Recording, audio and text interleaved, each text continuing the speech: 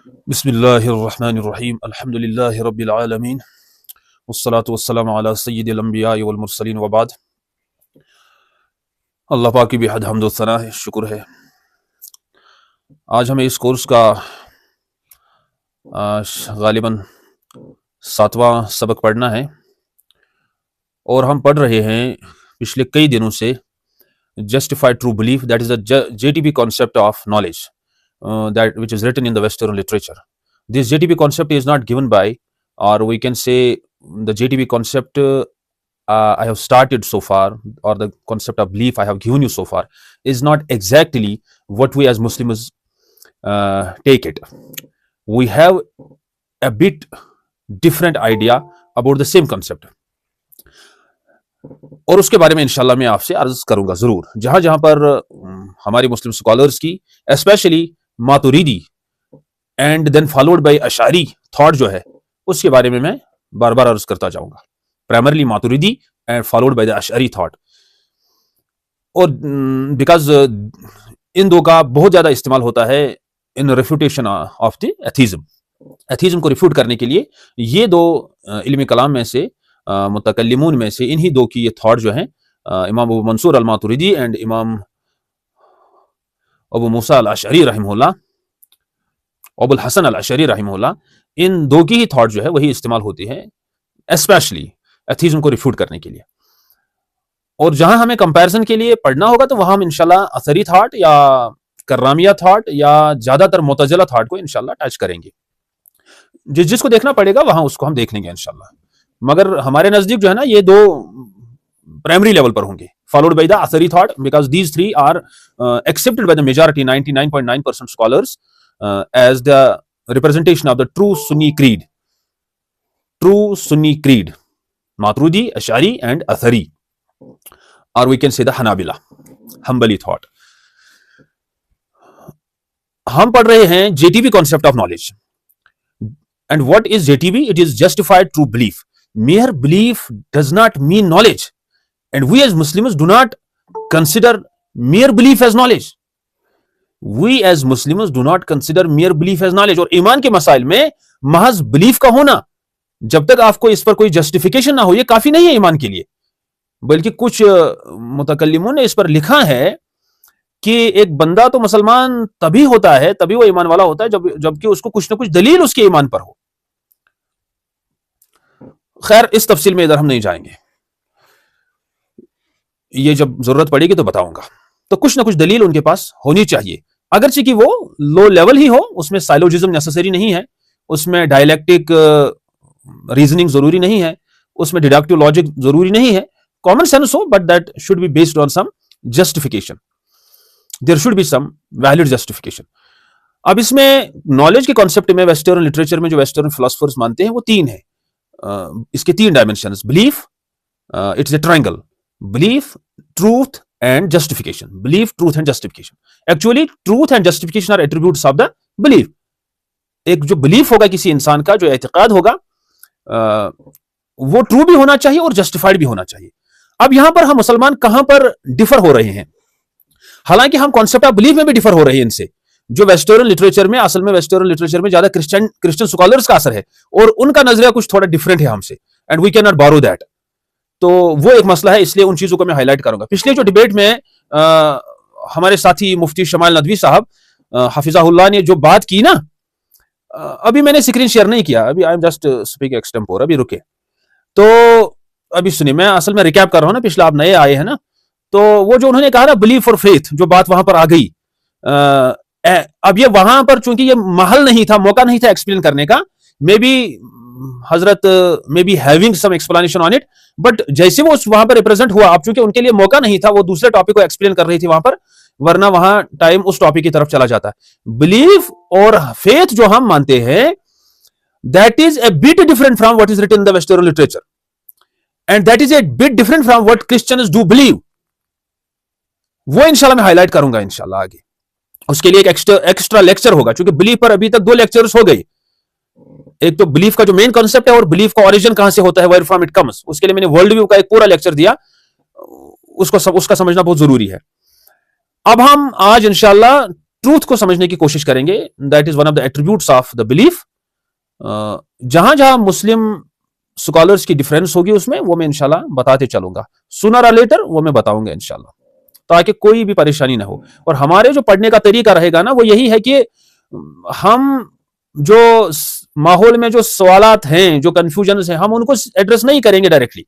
हाँ, अगर आप उनको मुझ तक पहुंचाएंगे तो मैं इंशाल्लाह उनका जवाब देता रहूंगा, मगर मेनली मैं आपको एनकरेज कर रहा हूं कि जो सबक मैं पढ़ाऊं उस सबक के बारे में आप क्वेश्चन करें। हाँ, उसके बगैर अगर आपको कहीं कंफ्यूजन है आप मुझसे पूछ सकते हैं, और जितना मुझसे बन पाएगा मैं अर्ज करते चला जाऊंगा इंशाल्लाह।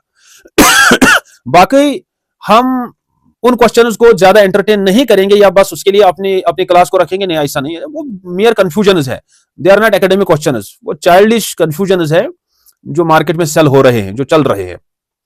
और हमारा जो पढ़ने का तरीका होगा वो एक स्टूडेंट टीचर की तरह होगा। जैसे एक स्टूडेंट टीचर क्लासरूम एनवायरनमेंट में होते हैं और पढ़ते हैं, समझते हैं चीजों को बुनियादी तौर पर, वो हमारा तरीकाकार होगा। और वो आप जानते हैं कैसे होता है। उसमें मुझे अब इसके लिए लोग टर्म यूज करते हैं एकेडमिक फैशन या इंटेलेक्चुअल फैशन वगैरह। खैर, आप कहीं तो अच्छी बात है, ना कहीं तो जरूरत नहीं है। मियरली आप you can understand as teacher student, जो क्लासरूम एनवायरनमेंट में गिव एंड टेक प्रोसेस होता है, एक्सचेंज ऑफ नॉलेज होता है। तो आज हम इंशाल्लाह ट्रूथ पढ़ेंगे, तो उसको समझने की कोशिश करेंगे। और ये जो मैं जेटीबी कॉन्सेप्ट में अर्ज कर रहा था कि मेनली मुस्लिम स्कॉलर्स की डिफरेंस कहां पर है इसमें, यानी हम इस जेटीबी को ले भी सकते हैं मगर विद माइनर मॉडिफिकेशन। मैंने प्रीवियस लेक्चर में भी अर्ज किया, विद माइनर मॉडिफिकेशन हमें इसमें मॉडिफाई करने की जरूरत है। वो मेरे उस्ताद ने, जब वो हमें पढ़ा रहे थे, मुफ्ती यासिर नदीम अलवाजी साहब, तो वो उन्होंने किया, हमको बताया नहीं, मगर वो जो उनको करना था और जो हम जैसे उनका जोक था, मिजाज था, वैसे तो उन्होंने बता दिया। अब उन्होंने हाईलाइट नहीं किया इस चीज को कि यहां पर डिफरेंस है हमारे स्कॉलर्स की और क्रिश्चियन और वेस्टर्न जो फिलोसफर्स है उनमें डिफरेंस ऑफ ओपिनियन है। मेनली वो डिफरेंस ऑफ ओपिनियन जस्टिफिकेशन और ट्रूथ के कॉन्सेप्ट पर है। आज हम इंशाल्लाह ट्रूथ के कॉन्सेप्ट को स्टार्ट करेंगे, पढ़ेंगे नहीं तो कम से कम स्टार्ट करेंगे, उस पर 2-3 क्लासेस लग जाएंगे, तो इंशाल्लाह आहिस्ता आहिस्ता उसको हम देख लेंगे। सो और आज का जो हमारा क्लास होगा ना वो मेनली प्रोपोजिशन पर होगा। अब आपको यहां से समझ में आएगा कि how do we academically start this process.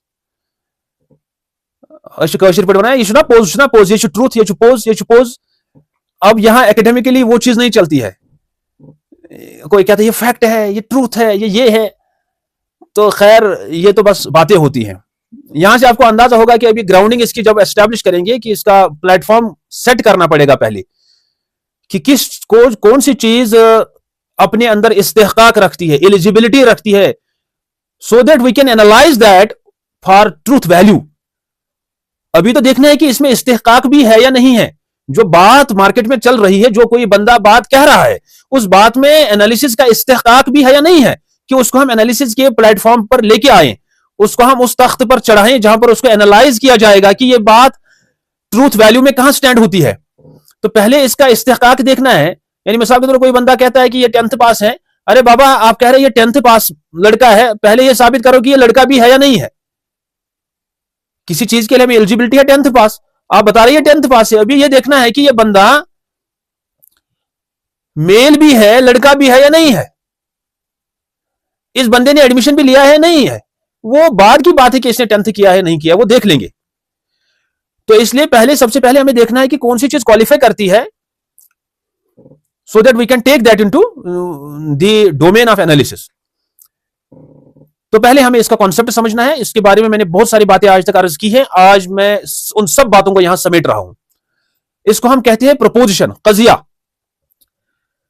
ये मंतिक में हम पढ़ते हैं, मेनली जो उलमा हैं वो मंतिक में इसको पढ़ते हैं, जो मदारिस के स्टूडेंट्स होते हैं वो मंतिक में इसको पढ़ते हैं, बिल्कुल अव्वल में पढ़ते हैं। यानी अव्वल का मतलब जो मंतिकी उर्दू वाली किताब है, आसान मंतिक, उसमें ये बातें लिखी है। वहां ये बात अच्छी तरह से लिखी हुई है। ये एक verbal outward expression of judgement होता है। For example we say God exists, और someone says God does not exist, और someone says it is raining, कोई कहता है कि इट इज सनी, कोई कहता है I lived at place A, something something, इस तरह के sentences. Verbal outward expression of judgement. दूसरी बात, judgement in the form of assertion, ये दूसरी कंडीशन है। Judgement in the form of assertion और डीनियल। ये जजमेंट जो होगी ये अफर्मेटिव भी हो सकती है, नेगेटिव भी हो सकती है। मिसाल के तौर पर मैंने खाना खाया, मैंने खाना नहीं खाया, ठीक है, यानी खुदा मौजूद है, खुदा मौजूद नहीं है। These are affirmatives and negatives. Now this assertion can be about subject.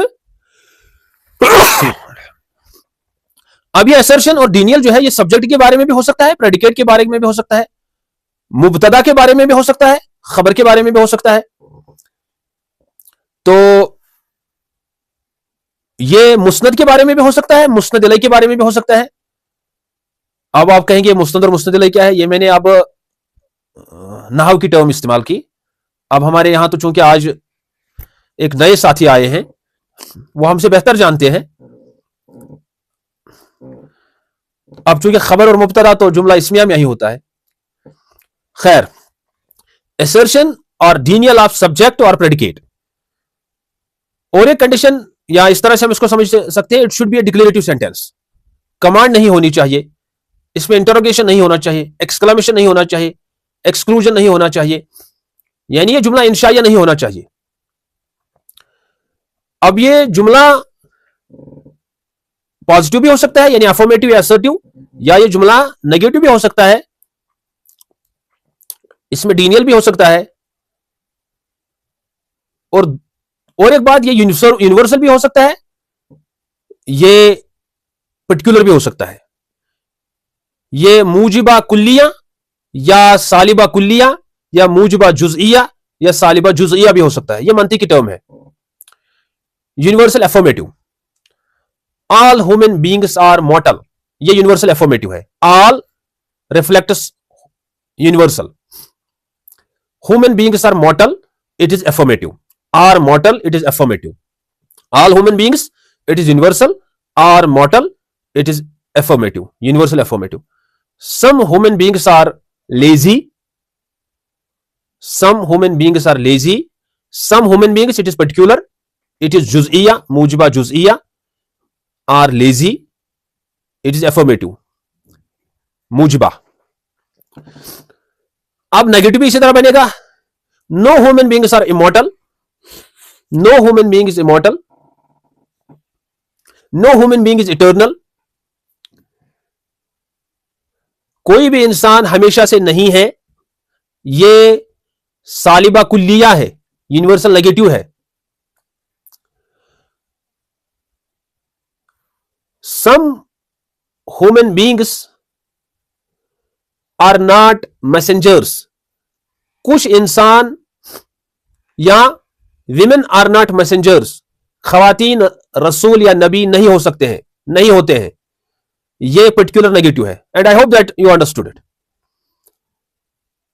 उसके बाद फिर देखा जाता है इसका truth value. It can be, इसी स्टेटमेंट को हम इस तख्त पर चढ़ा सकते हैं, कहते हैं तख्तेदार पर, तख्ते मश्क पर। अब जो हलाल जानवर होगा ना, हम उसी को कसाई को भेजेंगे, तो वो कसाई उसको जबे करके तख्त पर चढ़ाएगा और भेजेगा। ऐसे जुमले को हम प्रपोर्शन कहते हैं। इसी को ट्रूथ वैल्यू की एनालिसिस की जाती है, क्या ये ट्रू है या फॉल्स है। मजीद इसको समझने के लिए और भी टर्म्स आप देख सकते हैं, जैसे लॉक्यूशन, इलॉक्यूशन, ये टर्म्स भी इस्तेमाल होती हैं फिलॉसफी में या इंग्लिश लिटरेचर में। कोई समझेगा कि ये टर्म्स अगर किसी जगह आ गई तो क्या करें, इसलिए मैंने इनको भी यहां जमा किया है। Locution means the act of producing meaningful utterances. अब ये जो लॉक्यूशन है, ये इसी अफर्मेशन में, ये इसी में आता है, असर्टिव सेंटेंसेस में, चाहे उसमें क्या कहते हैं इसको, असर्शन हो या डीनियल हो, यानी डिक्लेरेटिव सेंटेंस में। उसके बाद जो इलॉक्यूशन है, इलॉक्यूशन में it is the act of doing something while saying something, act of doing in saying something, that is help to lift, यानी किसी काम के करने के वक्त ना कुछ बोलना। तो अब इसके कुछ टाइप्स हैं, कुछ फॉर्म्स हैं इलॉक्यूशन के, जैसे कॉन्स्टिट्यूज है, इनको भी हम एफर्मेटिव्स कहते हैं या असर्टिव्स कहते हैं। फिर कॉमिसिव्स है, एक्सप्रेसिव्स है, प्रेस्क्रिप्टिव्स है। तो इसमें से सिर्फ कॉन्स्टिट्यूज जो है, अल अखबार, अल खबर इसको कहते हैं कॉन्स्टिट्यूट को, यानी जुमला खबरिया, an utterance that lends itself to truth, falsehood values, only constitutes correspond to proportions. तो इसमें सिर्फ यही, हालांकि इसको हमने ऊपर जिक्र किया, जैसे कमांड, इंट्रोगेशन, एक्सक्लेमेशन जो है, उसमें ये सब आ गए। कमांड, इंट्रोगेशन और एक्सक्लामेशन में ये चीजें आ गई, कॉमिसिव्स और एक्सप्रेसिव्स और प्रेस्क्रिप्टिव्स। या मैंने जुमला इंशाया जहां कहा तो उसमें भी ये सब आ गए। सिर्फ ये टर्म्स भी आप याद रख सकते हैं। असल में जो डिबेट होता है ना, ये असल में एक नॉलेज भी तो इसके लिए होनी चाहिए, मगर असल में हाजिर दिमागी की बात है और जबरदस्त प्रेजेंटेशन पावर की इसमें जरूरत होती है। और इंसान, और ये ट्रिक भी होती है, जैसा कि मैंने इससे पहले अर्ज किया